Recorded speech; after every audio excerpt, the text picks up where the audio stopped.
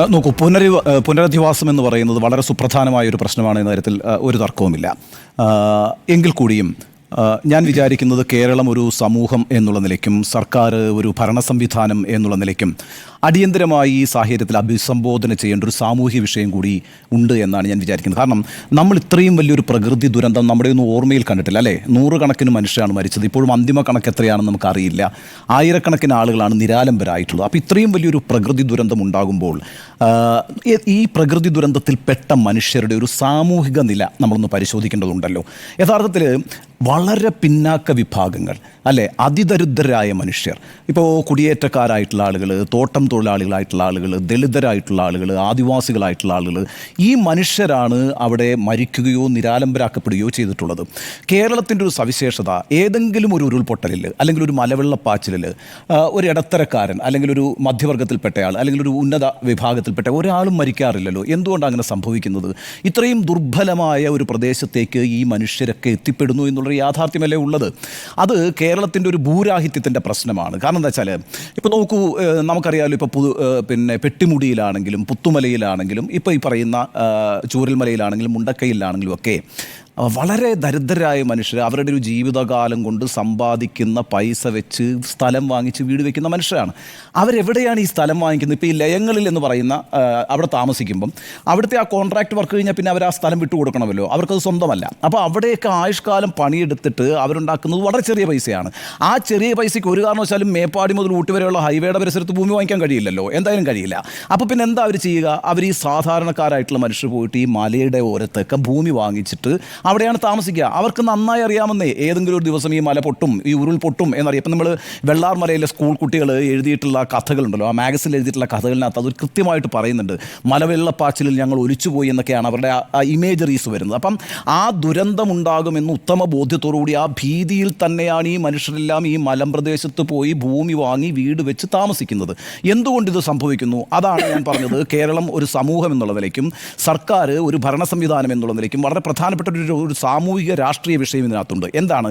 ഇപ്പോൾ കേരളത്തിൽ 2013 MG രാജമാണിക്യത്തിൻ്റെ നേതൃത്വത്തിൽ ഒരു കമ്മിറ്റി ഉണ്ടാക്കിയിരുന്നു. അത് ഉമ്മൻചാണ്ടി സർക്കാരിൻ്റെ കമ്മിറ്റിയാണ്, സർക്കാരിൻ്റെ കാലത്ത് നിയോഗിച്ചതാണ്.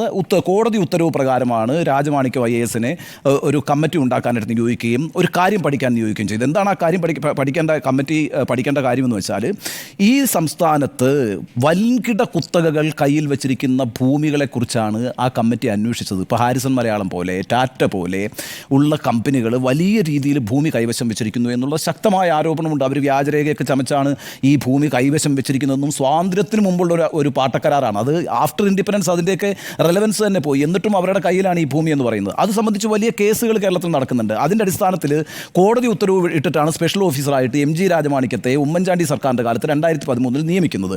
ആ കമ്മിറ്റി കണ്ടെത്തിയ കാര്യം എന്താണെന്നറിയോ? ഞെട്ടിക്കുന്ന കാര്യമാണ്. കാരണം വെച്ചാൽ കേരളത്തിലെ 5 ലക്ഷം ഏക്കർ ഭൂമിയാണ് ഈ പറയുന്ന ഏതാനും കുത്തകകളുടെ കയ്യിൽ അനധികൃതമായിരിക്കുന്നത്. നോക്കൂ, നമ്മുടെ നാട്ടിലെ സാധാരണക്കാരായിട്ടുള്ള, പിന്നാക്കക്കാരായിട്ടുള്ള, ദളിതരായിട്ടുള്ള, അധസ്ഥിതരായിട്ടുള്ള, തൊഴിലാളികളായിട്ടുള്ള മനുഷ്യർ ഈ മലമ്പ്രദേശങ്ങളിലൊക്കെ പോയി ഏറ്റവും അപകടകരമായ സ്ഥലത്ത്, ഏറ്റവും ദുർബലമായ ഭൂമി പ്രദേശത്ത് പോയിട്ട് വീട് വെച്ച് താമസിക്കുമ്പോൾ ഈ കുത്തകകളുടെ കയ്യിലിരിക്കുന്നത് 5 ലക്ഷം ഏക്കർ ഭൂമിയാണ് എന്നുള്ളത് ഞെട്ടിക്കുന്ന ഒരു യാഥാർത്ഥ്യമാണ്. അതിൻ്റെ ഒരു കണക്കിൻ്റെ വ്യാപ്തി മനസ്സിലാവണമെങ്കിൽ കേരളത്തിൻ്റെ റവന്യൂ ഭൂമിയുടെ 58%ആണിത്. 58% ഈ ഭൂമിയുടെ അളവെന്ന് പറയുന്നത്.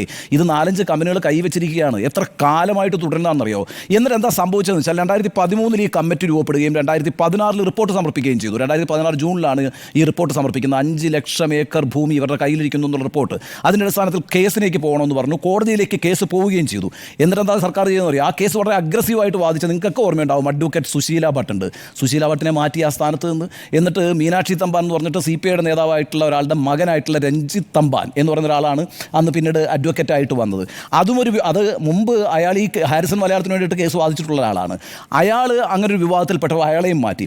എന്നിട്ട് പിന്നെ ഇങ്ങോട്ടേക്ക് ഈ കേസിൻ്റെ സ്ഥിതി എന്താ? ഒരു ഇനിഷ്യേറ്റീവ് ഈ കാര്യത്തിനകത്ത് സർക്കാർ എടുക്കുന്നില്ല എന്നുള്ളതാണ്. ഇത്രയും അനധികൃതമായിട്ട് ഭൂമി കൈവശം വെക്കുന്ന കുത്തകകൾ നിൽക്കുമ്പോൾ നമ്മളെ സംബന്ധിച്ചിടത്തോളം എന്താ, കേരളം വളരെ ചെറിയൊരു ഭൂപ്രദേശമാണ്, നമുക്ക് നല്ല ജനസാന്ദ്രതയുണ്ട്. അപ്പോൾ അതുകൊണ്ട് ഭൂമി ആവശ്യമായിട്ട് വരും. സാധാരണക്കാരായ മനുഷ്യർക്ക് ഈ പ്രബലമായ ഭൂമിയിലൊന്നും ഒരു സ്ഥലം, 1 ഇഞ്ച് സ്ഥലം വാങ്ങിക്കാൻ കഴിയില്ല. അവർക്ക് വളരെ ദുരിതം അനുഭവിക്കുന്നവരാണ്. അവർ ഈ പറയുന്ന കവളപ്പാറയിൽ പോയി ഭൂമി വാങ്ങിക്കുമെന്നേ, അവർ ചൂരൽമലയിൽ പോയി ഭൂമി വാങ്ങിക്കും, അവർ പെട്ടുമുടിയിൽ പോയി ഭൂമി വാങ്ങിക്കും. കാരണം എന്താ, അവരുടെ അത്രയും പൈസയുള്ളൂ, അവരുടെ ആയുഷ്കാല സമ്പാദ്യം ഉപയോഗിച്ച് അവർക്ക് ഇത്രേ വാങ്ങിക്കാൻ കഴിയുള്ളൂ.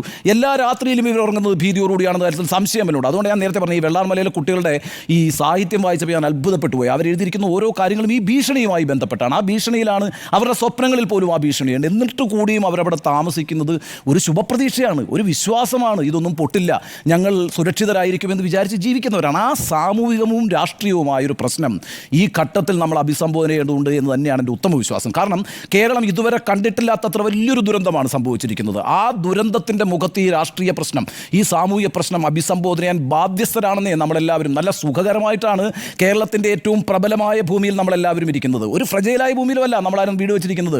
ഒരു ദുരന്തവും നമ്മളെ കാത്തു നിൽക്കുന്നില്ല. ഈ പറയുന്ന വലിയ പ്രളയമൊക്കെ ഉണ്ടായാൽ നമ്മളൊക്കെ പെട്ടുപോകും എന്നുള്ളത് ഒഴിച്ചാൽ ഒരു ഉരുളും പൊട്ടാനില്ല നമ്മുടെ വീടിനടുത്ത്, ഒരു മലയും ഒലിച്ചു വരാനില്ല നമ്മുടെ വീടിനടുത്ത്, ഒരു നദിയും കടന്നു കയറി വരാനില്ല നമ്മുടെ വീടിനടുത്ത്. ആ സാഹചര്യത്തിൽ ജീവിക്കുന്ന മനുഷ്യരുടെ പ്രശ്നം എന്ന് പറയുന്നത് ഈ പറയുന്ന സമൂഹത്തിൻ്റെ മാത്രമല്ല, ഈ സർക്കാരിൻ്റെ ഉത്തരവാദിത്തമുണ്ട്. അവരൊരു രാഷ്ട്രീയ ഇച്ഛാശക്തി ഈ കാര്യത്തിനകത്ത് പുലർത്തേണ്ടതുണ്ട്. അതുകൊണ്ടാണ് ഞാൻ പറഞ്ഞത്, ഞാൻ ആവർത്തിച്ചു പറയുന്നു, ഇത് രാജമാണിക്യം കമ്മിറ്റിയുടെ സർക്കാരിന് സമർപ്പിച്ച റിപ്പോർട്ടാണ്. ആ റിപ്പോർട്ടിൽ പറയുന്നത് 5 ലക്ഷം ഏക്കർ ഭൂമി ഏതാനും കുത്തകകൾ അനധികൃതമായി കൈവശം വെച്ചിരിക്കുന്നു. അപ്പോഴാണ് നമ്മുടെ നാട്ടിലെ പാവപ്പെട്ടവർ ഈ ഭൂമി കിട്ടാതെ ഈ പറയുന്ന ഏറ്റവും അപകടം പിടിച്ച സ്ഥലങ്ങളിൽ പോയിട്ട് ചെറിയ പൈസയ്ക്ക് ഭൂമി വാങ്ങി വീട് വെച്ച് അവിടെ ഈ ദുരന്തങ്ങളിൽ പെട്ട് മണ്ണടിഞ്ഞു പോകുന്നത് എന്നുള്ള യാഥാർത്ഥ്യമുണ്ട്.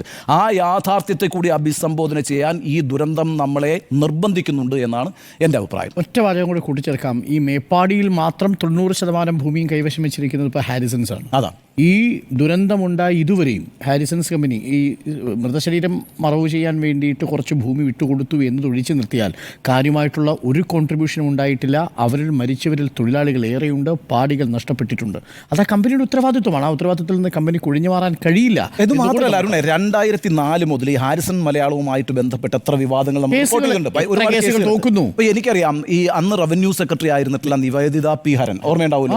നിവേദിത പി ഹരൻ അന്നൊരു പഠനം നടത്തിയിട്ട് ഏതാണ്ട് 76,000 ഹെക്ടർ ഭൂമി ഈ പിന്നെ ഹാരിസൺസിൻ്റെ കയ്യിൽ മാത്രമുണ്ട്. അതിൽ 59,000 ഏക്കർ ഭൂമി എന്ന് പറയുന്നത് അനധികൃതമായി കൈവശം വെച്ചിരിക്കുന്നു എന്നുള്ളതാണ്. അതായത് വ്യാജരേഖ ചമച്ച് കൈവശം വെച്ചിരിക്കുന്നു എന്നുള്ളതാണ്. അവിടെ ഒന്നും ഒരു നിലപാടെടുക്കുന്നില്ല. അത് ഞാൻ പറയുന്നത് ഇടതുപക്ഷ സർക്കാരായാലും വലതുപക്ഷ സർക്കാരായാലും ഹാരിസൺസിൻ്റെ കാര്യത്തിൽ വരുമ്പോൾ, ടാറ്റയുടെ കാര്യത്തിൽ വരുമ്പോൾ ഒരു നിലപാടെടുക്കാതിരിക്കുകയും ഈ ലക്ഷക്കണക്കിന് ഏക്കർ ഭൂമി സ്വന്തമാക്കി വെച്ചുകൊണ്ട് ഈ പണമെല്ലാം പുറത്തേക്കാണ് പോകുന്നത് കേട്ടോ. ഇവർ ഈ ഉണ്ടാക്കുന്ന പണമൊന്നും ഇന്ത്യയിൽ ഉപയോഗിക്കപ്പെടുന്ന പണമോ നമ്മുടെ സംസ്ഥാനത്ത് ഉപയോഗിക്കപ്പെടുന്ന പണമോ അല്ല. ഈ പണമെല്ലാം പുറത്തേക്കാണ് പോയിക്കൊണ്ടിരിക്കുന്നത്. അപ്പോഴാണ് നമ്മുടെ നാട്ടിലെ സാധാരണക്കാരായിട്ടുള്ള മനുഷ്യർ ഈ പറഞ്ഞിട്ടുള്ള അപകടകരമായ സ്ഥലങ്ങളിൽ പോയിട്ട് ചെറിയ പൈസയ്ക്ക് ഭൂമി വാങ്ങിച്ച് ജീവിക്കുന്നത് എന്നുള്ളതാണ്. ആ രാഷ്ട്രീയ യാഥാർത്ഥ്യം മനസ്സിലാക്കാൻ ഇവിടുത്തെ എല്ലാ രാഷ്ട്രീയ പാർട്ടികൾക്കും ബാധ്യതയുണ്ട്. ഇതൊരു സാമൂഹിക പ്രശ്നമാണ്. ഈ സാമൂഹിക പ്രശ്നത്തെ അഭിസംബോധന ചെയ്യാൻ എല്ലാ രാഷ്ട്രീയ പാർട്ടികൾക്കും ബാധ്യതയുണ്ട്. അവർ നേതൃത്വം കൊടുക്കുന്ന സർക്കാരിന് ബാധ്യതയുണ്ട്. ആ ഇച്ഛാശക്തി അവർ കാണിക്കണം.